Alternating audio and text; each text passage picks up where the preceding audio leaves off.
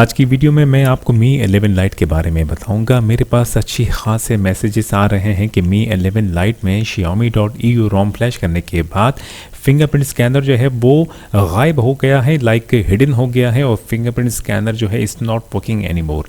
तो मेरे पास फ़िलहाल स्टॉक रोम मौजूद है, सेम वर्जन है 13.0.4 और मैं आपको यहाँ दिखाता चलूँ पासवर्ड सिक्योरिटी में जाके तो फिंगरप्रिंट अनलॉक का जो ऑप्शन है वो मौजूद है, फीचर मौजूद है और ये फिंगरप्रिंट स्कैनर जो है परफेक्टली काम कर रहा है। स्टॉक रोम MIUI वर्जन 13.0.4 और अब जो है मैं इस पर Xiaomi.eu रोम जो कि 13.0.4 है वो फ्लैश करके चेक करूंगा कि fingerprint scanner is available in that room और नॉट। इन केस अगर आप भी इसी सिचुएशन में फंसे हुए हैं, लाइक आपने Xiaomi.eu रोम 13.0.4 फ्लैश किया और देखा कि कुछ दिनों के बाद जो है वो फिंगरप्रिंट स्कैनर का जो ऑप्शन था, फीचर था, वो अवेलेबल नहीं है, तो आपने करना क्या है कि अपना मोबाइल का फ़ोन का डेटा, इंटरनल स्टोरेज का डेटा सेव करना है। बैटरी चेक कर लीजिएगा, 50 to 60% का चार्ज होना ज़रूरी है।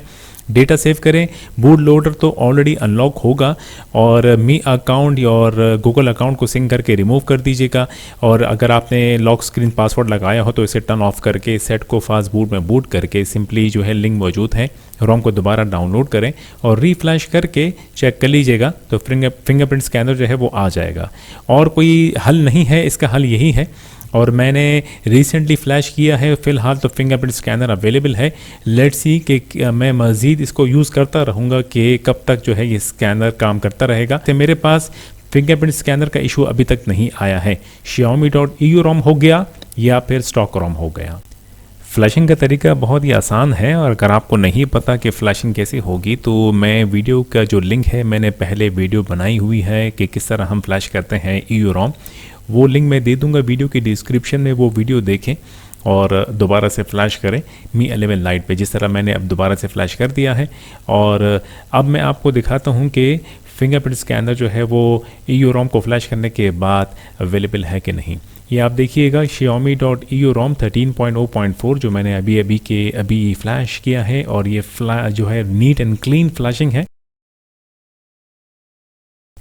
और अब मैं पासवर्ड एंड सिक्योरिटी में जाके तो देखिएगा फिंगरप्रिंट अनलॉक जो है वो अवेलेबल है।